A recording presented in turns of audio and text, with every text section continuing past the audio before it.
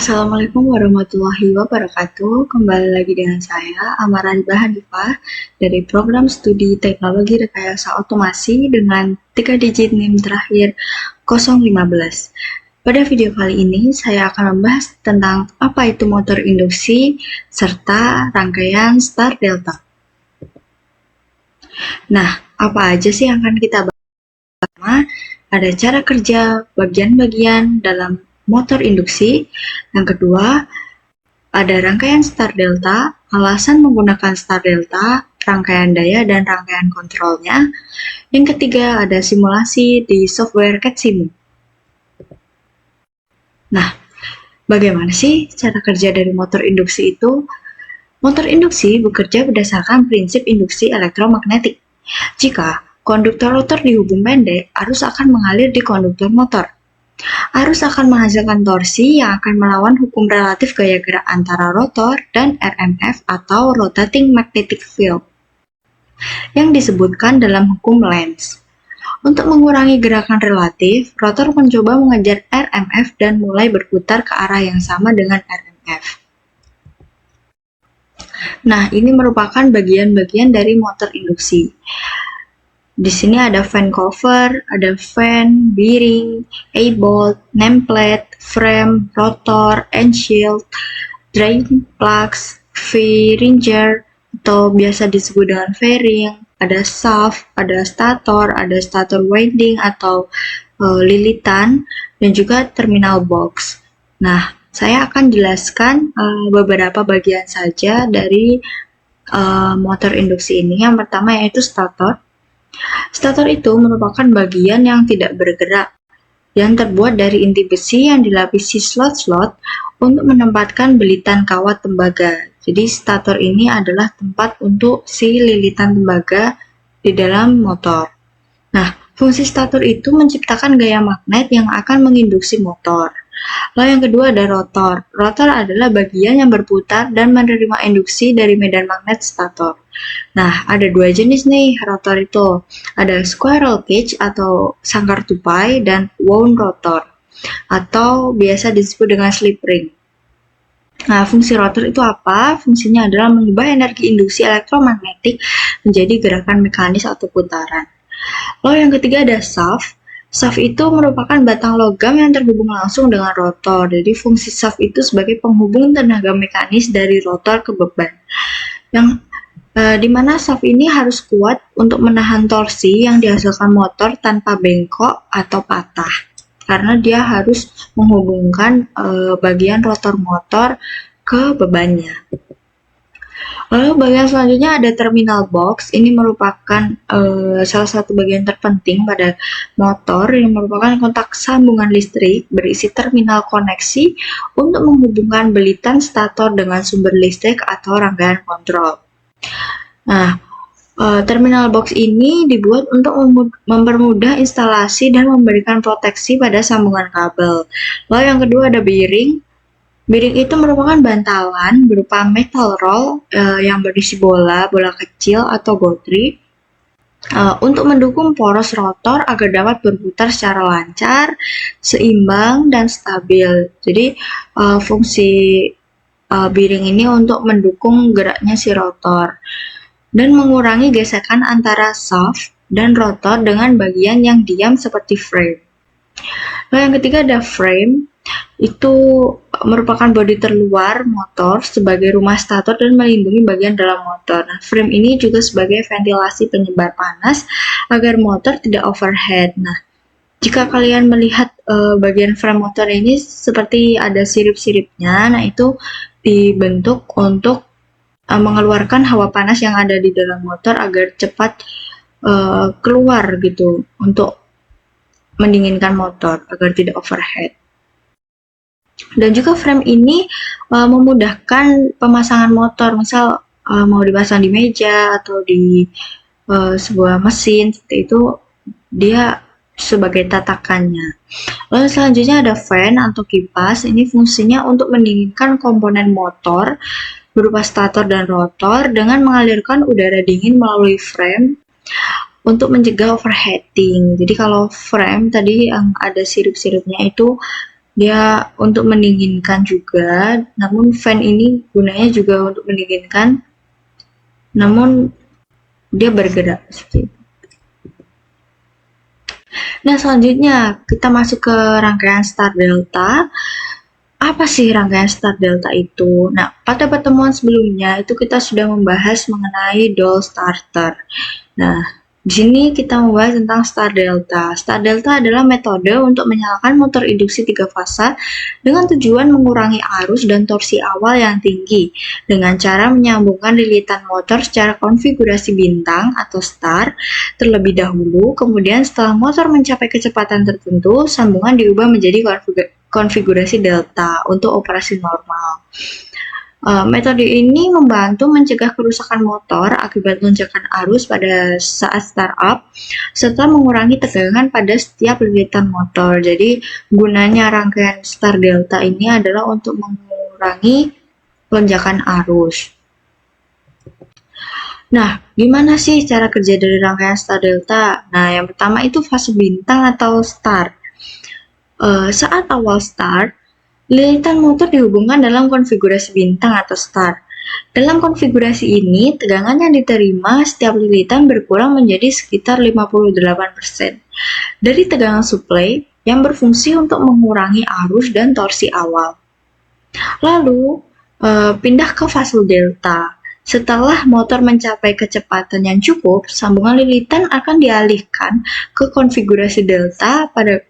Pada konfigurasi delta, motor akan mendapatkan tegangan penuh sesuai dengan kebutuhan operasi normalnya. Nah, pada fase delta ini akan memberikan torsi yang lebih tinggi untuk menjalankan beban secara efisien. Nah, terus apa sih keuntungan dari rangkaian Star Delta ini? Yang pertama yaitu mengurangi lonjakan arus, yang kedua itu melindungi komponen motor dari kerusakan, yang ketiga biaya lebih rendah dan sederhana. Namun di balik keuntungan itu, Star Delta ini juga memiliki keterbatasan. Apa? Yang pertama itu torsi awalnya rendah, jadi dia saat beroperasi pada waktu awal itu dia kan konfigurasinya star, jadi dia pelan sehingga torsinya itu rendah. Lalu yang kedua itu cocoknya untuk beban tertentu, jadi si konfigurasi Star Delta ini tidak cocok untuk semua beban dan hanya bisa digunakan pada beban tertentu. Nah, apa sih bedanya rangkaian Star Delta sama doll starter pada video sebelumnya? Di sini aku mau menjelaskan tentang Star Delta itu motor dihubungkan dengan konfigurasi star terlebih dahulu agar arusnya kecil. Setelah berputar selama beberapa detik, dipindahkan ke konfigurasi delta untuk menghasilkan tegangan penuh. Nah, si rangkaian Star Delta ini cocoknya untuk motor dengan daya yang besar, seperti motor dengan lebih dari 4 kW atau 6 horsepower. Jadi cocok untuk motor daya besar karena apa? Karena saat memulainya itu tidak langsung memunculkan arus yang besar, jadi mengurangi lonjakan arus pada motor dengan daya yang besar.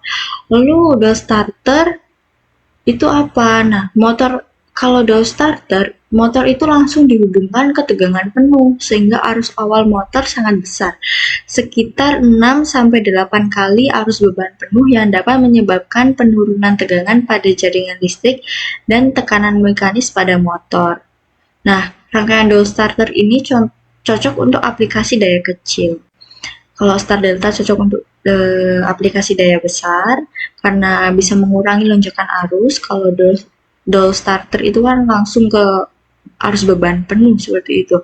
Jadi hanya cocok untuk digunakan di motor dengan daya yang kecil.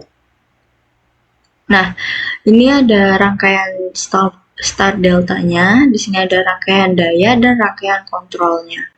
Di rangkaian daya itu terdiri dari MCB 3 fase, kontaktor pertama, kedua, dan ketiga. Nah, kontaktor kedua dan ketiga ini berfungsi sebagai kontaktor star dan kontaktor delta. Lalu di sini ada overload relay. Lalu pada rangkaian kontrol itu ada push button emergency, ada MCB 1 fast, dan ada kontak NC-nya dari OL atau si overload relay untuk pengaman. Lalu ada push button off, dan di sini ada push button off di mana dilengkapi dengan rangkaian latching untuk mengunci. Lalu ada timer untuk menghitung berapa lama perubahan dari konfigurasi star ke deltanya. Lalu ada rangkaian kontaktor 2 dan 3 itu sebagai kontaktor star dan delta. Seperti itu. Nah, langsung saja kita masuk ke simulasi di CADSimo-nya. Ini saya sudah di software CADSimo-nya. Pertama, kita ambil sumber untuk 3 pas, 1 netral, dan 1 PE. Kita rotasikan. Lalu ambil MCB 3 pas di bagian kontaktor and switches. Bukan. Mana sih? Di sini ya. Di automatic magnetothermic, di situ ada yang namanya magnetothermic switch 3, itu sebagai MCB-nya. Lalu setelah MCB itu kita ada kontak 3 NO dari si kontaktor di sini. Kita ambil. Lalu ada OL di automatic dan magnetothermic. Di sini ada thermal relay. Kita taruh. Lalu jangan lupa kita ambil motornya juga. Di sini 3 phase motor star delta. Nah, seperti ini. Ini untuk komponen pada rangkaian dayanya. Lalu kita tambahkan untuk kontaktor star dan deltanya. Itu ada 2 di sini. Lalu untuk bagian rangkaian kontrolnya, itu kita membutuhkan drive button yang NC button mushroom, itu untuk PB emergency-nya. Lalu kita butuh MCB 1 pas. Nah, di sini ya untuk pas dan netral. Lalu kita butuh kontak NC-nya si OL atau overload relay.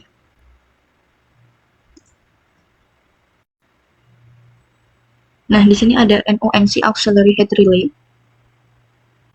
Tapi kita tidak ambil 2 karena kita butuh NC-nya saja di sini. Kita ambil NC-nya. Lalu kita butuh push button NO dan push button NC.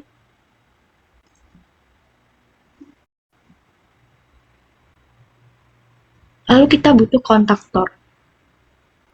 Ini kontaktor mainnya, ini kontaktor star, dan ini kontaktor delta. Lalu kita butuh timer, ya connection timer. Bisa klik. Nah, seperti ini. Dan juga jangan lupa ditambahkan untuk kontak NO-nya si kontaktor sebagai latching.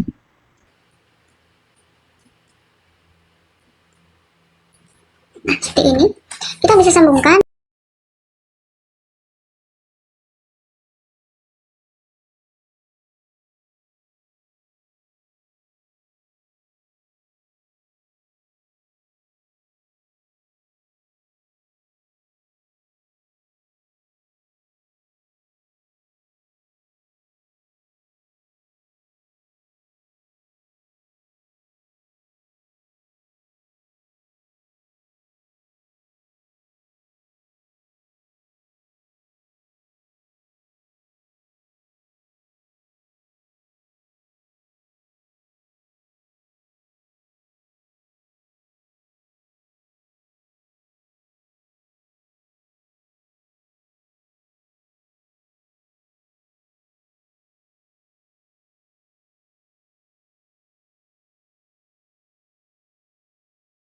teman-teman, untuk di sebelum kontaktor star dan deltanya itu kita harus kasih kontak NO dan NC-nya si timer.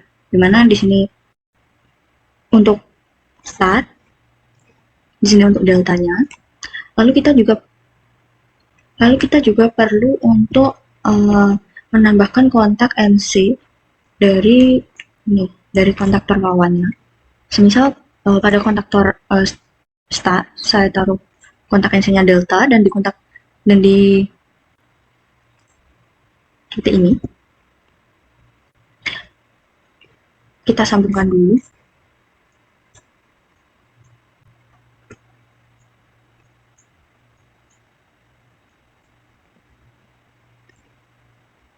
Untuk netralnya jangan lupa kita ambil dari atas.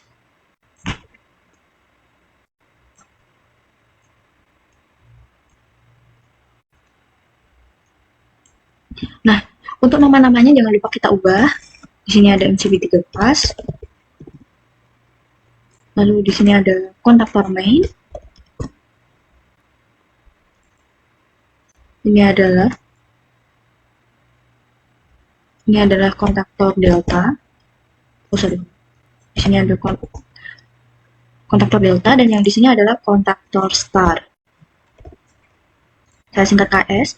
Lalu di sini ada OL atau overload relay. Di sini adalah M1.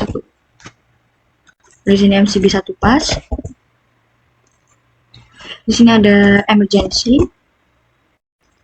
Lalu di sini juga ada OL. Dari kontak OL-nya, di sini ada stop. Ini start. Nah,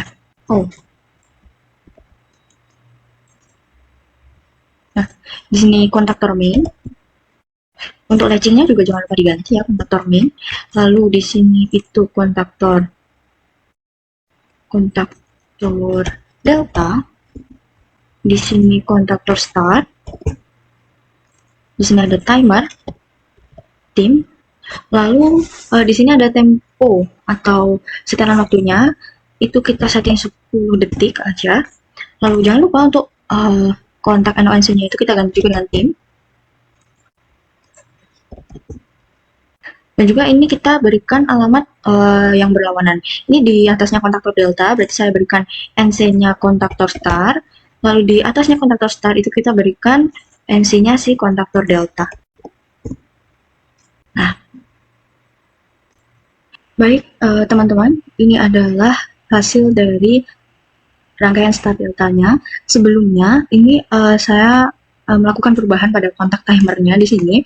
Dimana sebelumnya saya menggunakan NO kontak itu hanya untuk kontaktor, dan yang betul adalah kita menggunakan si NO kontak with the connection time sama NC-nya yang ada di sebelah ini.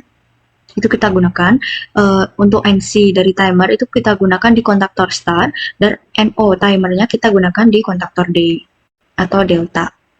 Kita langsung saja lakukan simulasinya. Kita nyalakan dulu MCB-nya, lalu kita tekan tombol start-nya.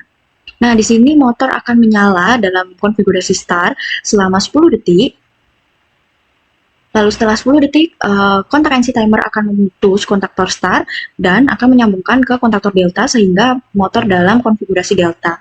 Nah, lamanya waktu ini itu tergantung kita mengatur timernya. Mau 10 detik, 15 detik, 20 detik, itu bisa saja. Nah, ketika kita menekan tombol stop, itu rangkaian akan terputus. Lalu sama juga kita menekan tombol emergency, maka juga akan terputus juga. Lalu bagaimana ketika terjadi sebuah overload atau kelebihan beban atau kelebihan panas gitu ya motornya? Di sini adalah tugasnya si OL yang ada di sini. Jika motornya terjadi overload, maka si OL ini akan memberikan instruksi untuk memutus rangkaian atau memutus supply tegangan ke si motornya. Seperti ini. Nah, ketika OL-nya nyala, maka di sini NC-nya si OL akan memutus si rangkaian kontrolnya sehingga kontak-kontak NO dari kontaktor di sini, tiga ini, akan terputus juga sehingga motor tidak mendapatkan supply tegangan dan akan mati, seperti itu. Nah, itu tadi sedikit penjelasan dan simulasi dari saya. Mohon maaf apabila masih banyak kekurangan dan kesalahan. Terima kasih. Wassalamualaikum warahmatullahi wabarakatuh.